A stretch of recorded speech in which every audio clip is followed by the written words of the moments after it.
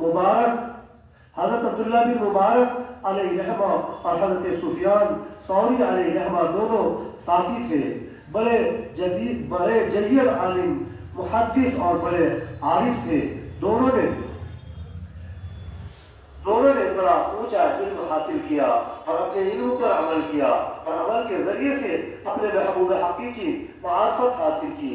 طالب علمی کے بعد سے دونوں بچھڑ ہی جاتے ہیں، ایک کہیں چلا گیا، ایک کہیں چلا گیا۔ جیسا کہ دارالعلوم سے طلبہ فارغ تو ایک ساتھ ہو جاتے ہیں، مگر کوئی کرناٹک کا ہے، کوئی بنگال کا ہے، کوئی یو پی کا ہے، کوئی کہیں کا ہے اور کوئی کہیں کا ہے۔ کبھی کبھی کہیں کسی کی ملاقات ہو جاتی ہے اور کبھی کبھی ملاقاتیں بھی نہیں ہو پاتی ہیں اور کبھی نہیں بھی ہو پاتی ہیں۔ وہ دونوں اپنے کاموں میں لگ گئے، اپنے مشغلے میں لگ گئے، درس و تدریس، تعلیم و تعلم میں لگ گئے۔ کئی سال کے بعد حضرت عبداللہ بن مبارک علیہ رحمہ کسی جنگل سے گزر رہے تھے، ادھر سفیان ثوری علیہ رحمہ بھی اسی جنگل سے گزر رہے تھے۔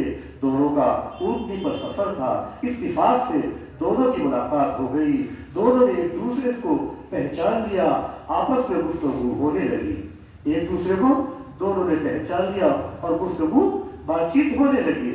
میرے عزیزو، جو عارفین ہوتے ہیں، عاشقین ہوتے ہیں، سچ پوچھو تو ان کی گفتگو بھی اپنے محبوب ہی کی ہوتی ہے۔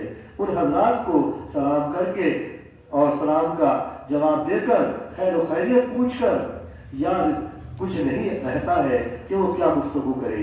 ان حضرات نے بھی ملاقات کر کے اپنے محبوب حقیقی محبت میں دونوں ایسے غرق ہو گئے، محبوب حقیقی کی معرفت، اس کے عشق میں ایسے مستغرق ہو گئے کہ گھنٹوں گزر گئے، دونوں معرفت کا کلام کرتے رہے اور دونوں کی آنکھوں سے آنسو ٹپ ٹپ گرتے رہے، یہاں تک کہ دونوں کے سامنے کی جگہ آنسو سے تر ہو گئی، کیونکہ محبوب حقیقہ جب پیار سے نام لیا جاتا ہے، جب پیار سے محبوب حقیقی کی گفتگو کی جاتی ہے تو آنسو گرنے ہی لگتے ہیں۔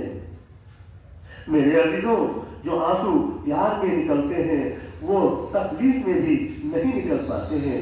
پیار کے آنسو جو ہوتے ہیں ان کی بات ہی کچھ الگ ہوتی ہے۔ دونوں کے آنسو ٹپ ٹپ گر رہے تھے، سامنے کی زمین گیلی ہو چکی تھی، گھنٹے منٹوں میں گزر گئے تھے۔ ارے کیوں نہ گزرتے، اس محبوب حقیقی کے کلام کی لذت ہی ایسی ہے، اس کے کلام میں گھنٹے منٹوں میں گزر جاتے ہیں۔ اس چیز کو عاشق ہی اور عارف ہی خوب جانتے ہیں کہ وقت کیسے گزرتے ہیں۔ جب کسی دنیا والے سے ناپاک محبت ہو جاتی ہے، وہ بھی یہی کہتا ہے کہ آج کا دن تو ایسے ہی گزر گیا، دن کا پتہ ہی نہ چلا، آج کی رات تو ایسی ہی گزر گئی اور ایسے ہی بسر ہو گئی، پتہ ہی نہ چلا، ایک گھنٹہ ایک دن سے کم ہو گیا، ہم تو سوچ رہے تھے کہ 10-20 منٹ ہی ہوئے ہوں گے۔ ناپاک دنیا والے اس سب چیزوں کا مشاہدہ کر لیتے ہیں۔ تو محبوب حقیقی محبت میں جب کلام چھڑ گیا ان کا،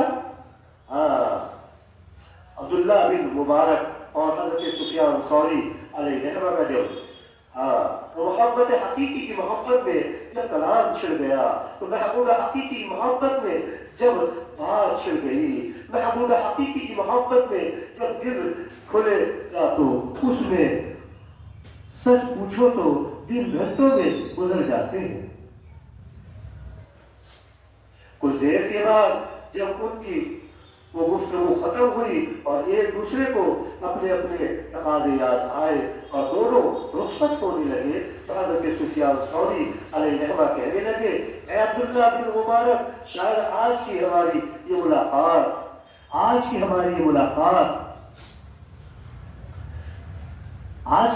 ملاقات اور اللہ رب العزت کی محبت بھرا یہ کلام نجات کا ذریعہ بن جائے۔ تو حضرت عبداللہ بن مبارک علیہ رحمہ کیا کہتے ہیں، اے سفیان ثوری، نہ جانے تو کن کن الفاظ کو بنا کر کہہ رہا ہوگا، نہ جانے میں کن کن باتوں کو سنوار سنوار کر کہہ رہا ہوگا۔ پکڑ کے لیے یہی کافی ہے، پکڑ کے لیے یہی کافی ہے۔ آہ ہائے عارف کیسے ہوتے ہیں، ہائے عارف کیسے ہوتے ہیں، خوف والے ہوتے ہیں، اللہ رب العزت کا کتنا عظیم ڈر رکھنے والے ہوتے ہیں۔ بات یہ ہے کہ جتنا انسان اپنے محبوب کے قرب قریب لگتا ہے اتنا ہی ڈر ہو جاتا ہے۔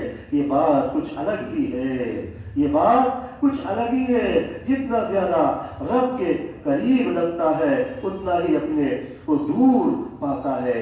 بہت اچھی بات ہے، اچھی بات کہی، اچھی بات سنے اور کہے اس بات کے کہنے کا حق مجھ سے ادا نہ ہو سکا، مجھ سے اس بات کے سننے کا حق بھی ادا نہ ہو سکا، بس یہی خیال رکھے، اپنی بات پر فخر نہ کرے، میں نے ایسی بات سنا دی، میں نے ایسی تقریر کر دی، یہ فخر نہ کرے میں نے ایسی بات سن لی، اس بات پر عمل کر لیا، پھر تیرے لیے فخر کی بات ہے۔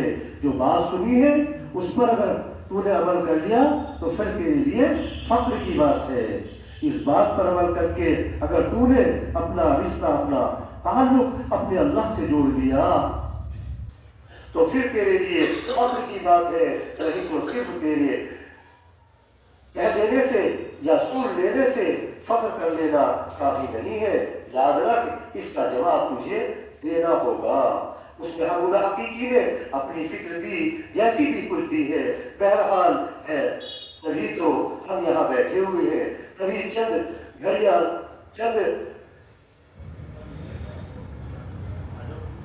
تبھی تو ہم یہاں آتے رہتے ہیں۔ میرے پاس کیا رکھا ہے، کوٹھی بنگلے تھوڑی میرے پاس رکھے ہیں، میں تو ایک فقیر آدمی ہوں، میرے جسم پر تو جو کپڑے ہیں یہ بھی میرے رب کا صدقہ ہے، مگر ہاں آئے ہو تو میرے محبوب کا کلام، میرے محبوب کی بات، میرے محبوب کی محبت آپ لوگوں تک میں پہنچانے کی کوشش کرتا ہوں۔ اس گھر سے آیا کرو کہ محبوب کی کوئی بات مل جائے۔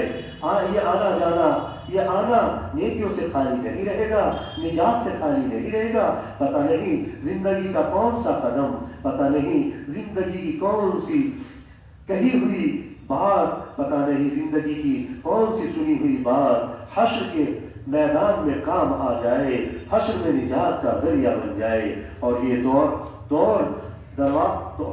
یہ دور دراز سے آ کر اس محبوب حقیقی کی نسبت سے بیٹھنا، اس محبوب حقیقی کی محبت کی باتیں کرنا، اس محبوب حقیقی کی فکر لے کر بیٹھنا سب سے بڑا کام ہے، کیونکہ اللہ رب العزت سب سے بڑا ہے، اس کی سوچ بھی سب سے بڑی ہے، اس کی بات بھی سب سے بڑی ہے، اس کا ذکر بھی سب سے بڑا ہے، اس کا تعلق بھی سب سے بڑا ہے۔ تو آپ بہت بڑے کام کے لیے یہاں آئے ہوئے ہیں، آپ یہاں خانقاہ میں آئے ہوئے ہیں تو یہاں بہت بڑے کام کے لیے آئے ہوئے ہیں، اس لیے اس سے بڑا کوئی اور کام نہیں ہو سکتا۔ ہمارا تعلق اپنے اللہ سے جڑ جائے، ہماری نسبت اپنے اللہ سے قائم ہو جائے، اس سے بڑا کوئی اور کام نہیں ہو سکتا۔ جنہوں نے اپنا تعلق اپنے اللہ سے جوڑ دیا ہے وہی کامیاب ہے، وہی کامراد ہے۔